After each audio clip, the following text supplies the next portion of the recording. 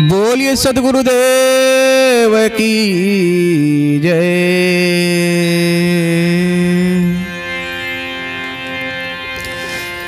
एक ही पवन एक ही पानी,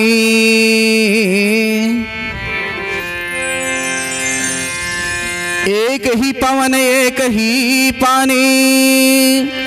और एक ज्योति संसारा।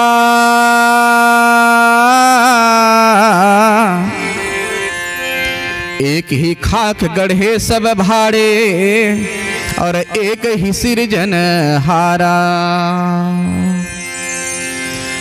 प्रिय संत समाज, इस सत्संग में हम जाने समझे कि एक ही अग्नि, एक ही पानी, एक ही पवन, और एक ही धरती, एक ही आकाश, ये जो पांच तत्व है सब हर जगह बराबर है। और जब हर जगह बराबर है तो सृजनहार भी एक है, और उनके बनाए हुए इस संसार के जीव भी समान है। मात्र तन में भिन्नता है,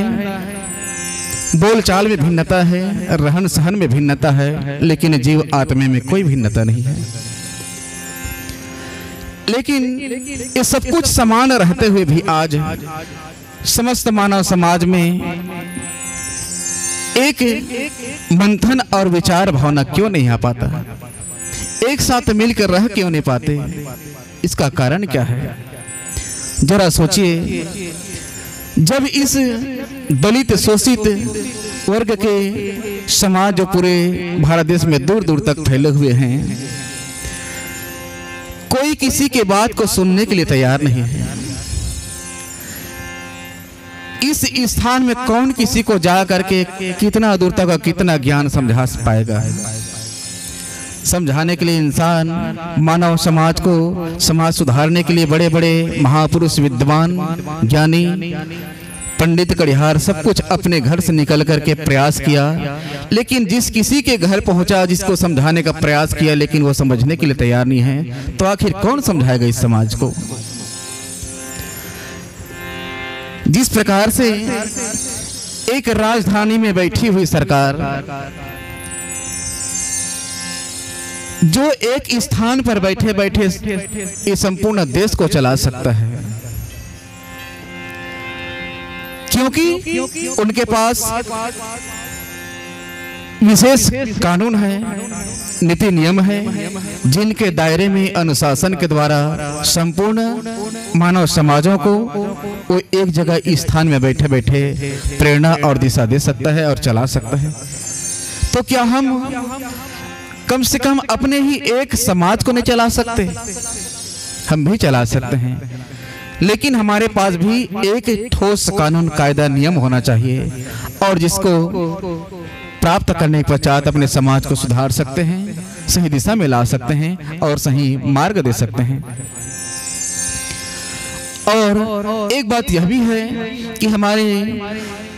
वर्तमान में जो जितने भी शिक्षित वर्ग के अधिकारी हैं, कर्मचारी हैं, शिक्षक गण हैं और युवा वृद्ध जो कुछ शिक्षा ग्रहण कर चुके हैं, वो सब इतनी शिक्षा ग्रहण करने के बाद भी एक दूसरे के टांग खींचने पर लगे हुए होते हैं। तो फिर आखिर इस संसार को कौन समझाएगा? और एक बात समझ आता है कि शिक्षित लोग ही आजकल के हमारे जो बुजुर्ग, जो बाबा जी की वाणी को अपने जीवन में उतार करके कम से कम सत्संग के माध्यम से या ज्ञान उपदेश के माध्यम से या कलाकारी के माध्यम से समाज को संदेश देने जा रहे हैं, उनके ऊपर टीका टिप्पणी लगाते हैं कि वो तो शिक्षा से रहित हैं। तो आप जो इसको विद्वानों को शिक्षा से रहित मानते हैं या अज्ञानता के वश मानते हैं, तो आप सबसे मेरा एक निवेदन है और मैं आपसे पूछना चाहता हूं कि जो विद्वान इस संसार में हुए, जैसे गुरु रविदास जी, गुरु नानक दास जी, संत गुरु कबीरदास जी और परम आदरणीय गुरु, परम दिव्यांश गुरु हमारे परम पूज्य बाबा गुरु घासीदास जी, इनको किसने देखा है? कौन सी विद्यालय में जाकर बाबा जी ने शिक्षा ग्रहण किया? इनको कौन पढ़ाया, कितने दिन तक रहा, और इनका डिग्रियां को खोज के दिखाएं। अर्थात किसी संत ने कहा है,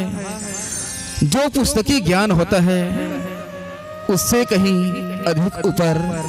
मानव समाज के जो प्रेरणा स्रोत हैं, जो अपने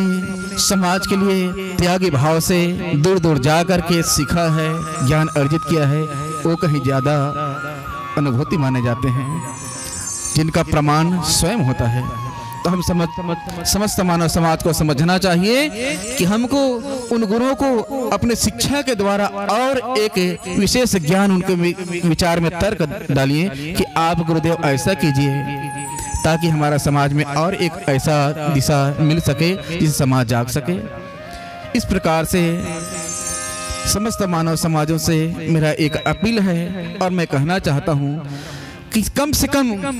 उसने तो अपने घर से अपने परिवार सदस्य सबको छोड़कर कम से कम एक स्थान से दूसरे स्थान जा करके पहुँच करके ज्ञान उपदेश देने का प्रयास तो किया है, लेकिन आप ये सोच कर देखिए कि आपने क्या किया समाज के लिए। आज अपने जीवन में हम समाज के लिए क्या कर पाए हैं, ये अपने जीवन में सोच करके विचार करके देखें, तो पता चलता है कि जीरो, हमने कुछ नहीं किया। अपने स्वार्थ में रह करके संपूर्ण मानव समाज को जिसने ज्ञान बताया उसको हम टोकने का प्रयास किया है, उनका पैर खींचने का प्रयास किया है, तो समाज कैसे आगे हो पाएगा। तो प्रिय संत समाजों, आपसे मेरा निवेदन है, धन्य है वो पंडित करिहारजन, धन्य है वो हमारे बुजुर्ग सियान, धन्य है वो हमारे माता पिता, और धन्य है हमारे जगत के गुरु गोसाई, जिनने इस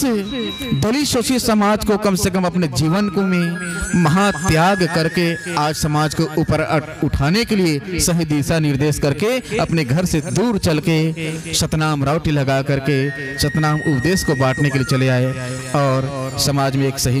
नीति नियम दिशा निर्देश करके आज समाज को जगाने का प्रयास किया। तो प्रिय संत समाज, शिक्षा प्राप्त करना और शिक्षा ग्रहण करना और उच्च शिक्षा ग्रहण करना हमारे समाज में बहुत गर्व की बात है, लेकिन उस शिक्षा पर गर्व और घमंड करना बहुत निंदनीय है। तो प्रिय संत समाज, अपने गर्व, धन संपत्ति का गर्व गुमान, ज्ञान का गर्व गुमान, और अपने गुण का गर्व गुमान, अपने रूप का गर्व गुमान इंसान को नहीं करना चाहिए। पता नहीं कब किस समय में किसी छोटे से भी दो शब्द आपको ज्ञान लेना पड़ जाए विश्व में, तो उनसे भी ज्ञान लेना पड़ जाए तो जरूर उनका ग्रहण कर लो, ताकि अपने जीवन में उतार कर सही दिशा निर्देश में चला सकते हैं। प्रिय संत समाज, मेरा कहना है, समाज से अपील है कि एक दूसरे के प्रति अगर किसी ने सत्संग वाणी सुनाने का प्रयास किया है, उनको अपने भीतर का ज्ञान को और उसमें जाकर के समावेश करो, ताकि कुछ छूटा हुआ, रुका हुआ, भूला हुआ ज्ञान को वो स्वयं पाकर और समाज के बीच में परोसने का कार्य कर सके। तो प्रिय संत समाज, आपसे निवेदन है कि हम सब एक तभी होंगे और अपने जीवन में सच्चा कर्म करेंगे, सच्चा खान पान रखेंगे, वेशभूषा सही रखेंगे, आचरण सही रखेंगे, और अपना बोली जो है उसको मिठास रखेंगे, व्यवहार कुशल होंगे, तभी ये समाज आगे बढ़ पाएगा। और हम सबको चाहिए कि एक दिन कम से कम 24 घंटा में एक पल 2 मिनट के लिए कम से कम समाज के लिए चिंतन करें, अपने परिवार के लिए चिंतन करें, भविष्य में आगे आने वाले जनरेशन पीढ़ियों के बारे में सोचें कि हमको किस प्रकार से इस समाज को परोसा जाए जिससे प्राप्त करके वो आगे बढ़ सके। तो प्रिय संत समाज, आप सबसे प्रार्थना है, गुरुओं का आदेश, संत समाजों का आदेश और अपने बुजुर्ग सियानों का विचार के अनुसार से कार्य करके अपने जीवन का आगे बढ़ाएं। बोले परम पूज्य बाबा गुरु हास्यदास की जय, बोले परम पूज्य बाबा गुरु अमरदास की जय, परम पूज्य बाबा गुरु बालकदास की जय, गुरु वंशजों की जय। साहेब गुरु सत्यनारायण।